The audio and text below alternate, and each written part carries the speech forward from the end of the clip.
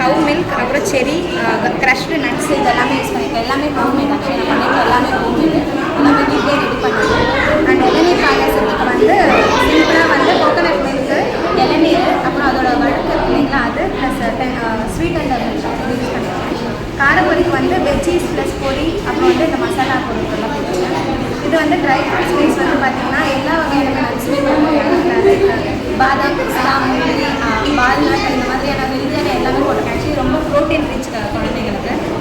இது வந்து பன்னீர் பேடா. பன்னீர் பேடா வந்து paneer, custard milk and milk powder sugar இது மட்டும் யூஸ் பண்ணி பண்ணியிருக்கேன். கார்னிஷிங்காக செரி ப்ளஸ் க்ரஷ்டு நட்ஸ் யூஸ் பண்ணியிருக்கேன். இது எல்லாமே வந்து பசங்களுக்கு ரொம்பவே